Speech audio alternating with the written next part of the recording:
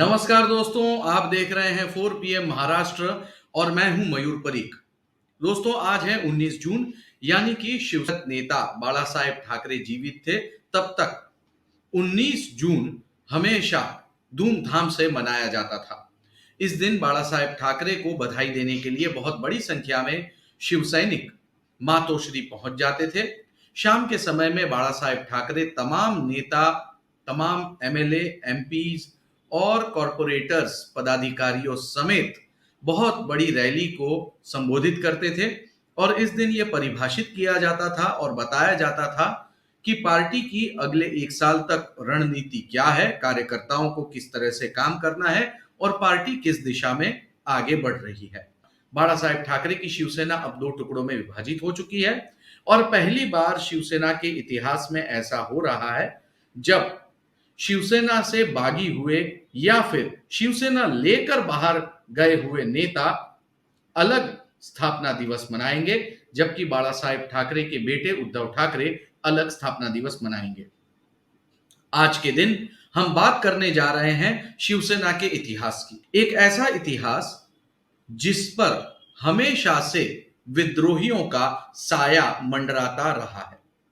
जी हां, शिवसेना 57 वर्ष की हो चुकी है और 57 वर्ष की आयु में अब तक 4 बड़े विद्रोह हुए हैं शिवसेना पार्टी से। 3 विद्रोह ऐसे हुए जो बाला साहेब ठाकरे के जीवित रहते हुए थे और उन विद्रोह को सफलतापूर्वक खत्म किया गया या उससे शिवसेना उभर के बाहर आ गई।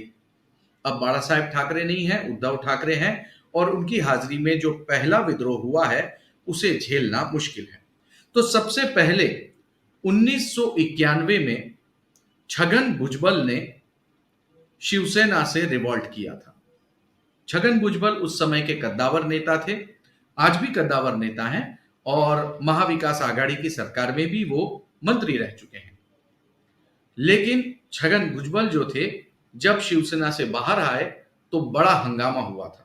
बाला साहेब ठाकरे को छगन भुजबल पर बहुत विश्वास था। वो एक ओबीसी चेहरा थे, माड़ी समाज से आते थे और जब वो शिवसेना छोड़ के बाहर गए तो उनके साथ 18 एमएलए ने शिवसेना छोड़ दी। छगन भुजबल सीधे कांग्रेस पार्टी में चले गए। कांग्रेस पार्टी उस समय सत्ता में थी और कांग्रेस पार्टी ने छगन भुजबल का बहुत अच्छे से स्वागत किया, लेकिन बाद में 18 में से 12 जितने एमएलए फिर शिवसेना में वापस लौटे और 6 जितने एमएलए छगन भुजबल के साथ बचे। खैर, वो बाला साहेब ठाकरे का करिश्मा ही था कि छगन भुजबल का ये जो विद्रोह था वो सफलतापूर्वक रोकने में कामयाबी मिल सकी। छगन भुजबल हालांकि बड़े ही कद्दावर नेता थे और इसीलिए छगन भुजबल बाद में गृह मंत्री भी बने और जब वे गृह मंत्री बने तो उन्होंने बाला साहेब ठाकरे को जेल भेजने का भी काम किया। ये है छगन भुजबल, कद्दावर नेता जिनके शिवसेना के साथ में बहुत मधुर संबंध नहीं रहे। बाद में उद्धव ठाकरे ने कई सालों के बाद उन्हें मातोश्री पे खाने पे बुलाया और कड़वाहट कहीं दूर हुई। 1991 के बाद साल 2005 में एक और कद्दावर नेता जो कि शिवसेना पार्टी की तरफ से मुख्यमंत्री तक रह चुके थे, ऐसे नेता यानी नारायण राणे, उन्होंने शिवसेना से बगावत की। नारायण राणे बड़े ही कद्दावर नेता, बाद में वो कांग्रेस पार्टी में भी गए और इस समय वो भारतीय जनता पार्टी में है। आज भी नारायण राणे कट्टर शिवसेना विरोधी हैं। इनकी कड़वाहट आज तक दूर नहीं हुई है और जब उद्धव ठाकरे मुख्यमंत्री बन गए तो उन्होंने नारायण राणे को जेल भेजने का काम किया। तो इस तरह की दुश्मनी नारायण राणे और ठाकरे परिवार के बीच आज भी चल रही है। नारायण राणे ने 2005 में पार्टी छोड़ी। इसके बाद 2006 में राज ठाकरे, जो कि उद्धव ठाकरे के चचेरे भाई हैं, उन्होंने भी शिवसेना छोड़ दी। राज ठाकरे ने जब शिवसेना छोड़ी तो बहुत ही हंगामा मचा। हालांकि राज ठाकरे किसी भी एमएलए को लेकर बाहर नहीं हुए, लेकिन उनके साथ में उनके लॉयलिस्ट यानी बाला नांदगांवकर और शिशिर शिंदे जरूर पार्टी से बाहर हुए। उसी के साथ में एक बहुत बड़ा कैडर भी पार्टी से बाहर चला गया। राज ठाकरे ने बाद में महाराष्ट्र नवनिर्माण सेना पार्टी बनाई और 2009 में वो पहली बार चुनाव लड़े। इस चुनाव में पार्टी के 13 विधायक चुनकर आए। तो कुल मिलाकर ये 3 विद्रोह ऐसे हुए जो बाला साहेब ठाकरे के जीवित रहते हुए हुए थे। और बाला साहेब ठाकरे एक व्यक्ति नहीं थे बल्कि एक करिश्मा थे, और इस करिश्मा के चलते ही ये तीनों विद्रोह सफलतापूर्वक समाप्त हुए।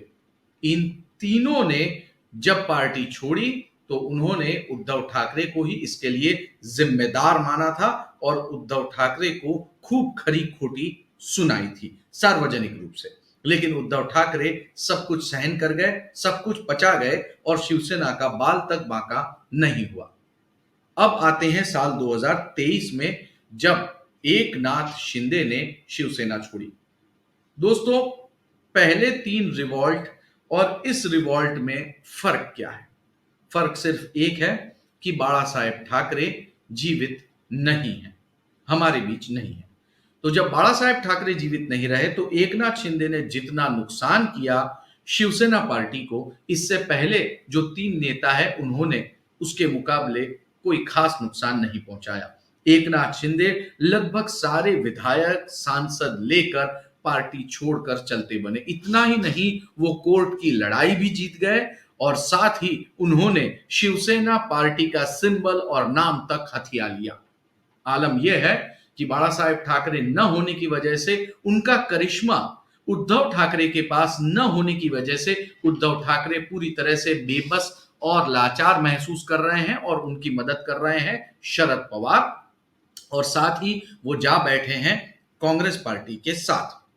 तो उद्धव ठाकरे की अध्यक्षता में ये पहला रिवॉल्ट है और इस रिवॉल्ट में सबसे ज्यादा नुकसान हुआ है शिवसेना पार्टी को, क्योंकि शिवसेना पार्टी ही अब उद्धव ठाकरे यानी कि ठाकरे परिवार के साथ में नहीं रही है बल्कि वहां से बाहर निकल चुकी है। हालांकि इसी बीच 2 ऐसे महत्वपूर्ण लोग भी शिवसेना छोड़ चुके हैं जो कि आज शिवसेना से दूर हैं। ये हैं हिंदी सामना के संपादक। हिंदी सामना के संपादक संजय निरुपम ने शिवसेना पार्टी छोड़ी। ये बहुत ही अहम नेता माने जाते हैं क्योंकि राज्यसभा में वो शिवसेना पार्टी को रिप्रेजेंट कर रहे थे, वो उनके ग्रुप लीडर थे। लेकिन आज वो कांग्रेस पार्टी में है, वो उत्तर मुंबई से सांसद भी रह चुके हैं। इसी तरह से प्रेम शुक्ला जो कि हिंदी सामना के संपादक रह चुके हैं, संजय निरुपम के बाद वो ही संपादक बने थे और वो भी आज भारतीय जनता पार्टी में प्रवक्ता है। इसी बीच कई सारे छोटे मोटे नेता पार्टी छोड़ चुके हैं, लेकिन उन नेताओं का इस कार्यक्रम में उल्लेख करना कोई बहुत ज्यादा जरूरी नहीं लगता। तो कुल मिलाकर शिवसेना पार्टी, जिसे कैडर बेस्ड पार्टी कहा जाता है, जिस पार्टी के बारे में यह कहा जाता है कि यह पार्टी नहीं है एक विचार है, तो इस विचार में कहीं ना कहीं विद्रोह तो है ही है। शायद इसीलिए यह कैडर बेस्ड पार्टी अक्सर नॉन कैडर और रिबेल पार्टी बन जाती है और इसी की वजह से बाला साहेब ठाकरे के परिवार को भारी नुकसान उठाना पड़ा है। आज आलम यह है कि शिवसेना का 57वां स्थापना दिवस है और इस मौके पर एक नहीं बल्कि 2 स्थापना जगहों पर स्थापना दिवस मनाया जा रहा है। एकनाथ शिंदे स्थापना दिवस मना रहे हैं गोरेगांव इलाके में और उद्धव ठाकरे स्थापना दिवस मना रहे हैं षणमुखानंद हॉल में। दोनों ही शिवसेना असली शिवसेना होने का दावा करते हैं, लेकिन एकनाथ शिंदे के पास शिवसेना का तीर कमान है, उद्धव ठाकरे को नया सिंबल मिला है, उसके साथ पारिवारिक सरनेम यानी कि ठाकरे परिवार और मातोश्री है। साथ ही वो पूर्व मुख्यमंत्री भी हैं और एकनाथ शिंदे इस समय मौजूदा मुख्यमंत्री हैं। तो दोस्तों, महाराष्ट्र की राजनीति में एक ऐसी पार्टी जिसे पार्टी नहीं विचार कहा जाता है, उस विचार के स्थापना दिवस के मौके पर 2 कार्यक्रम हो रहे हैं और इसकी वजह है इस पार्टी के भीतर लगातार बार बार हो रहे विद्रोह और बवाल।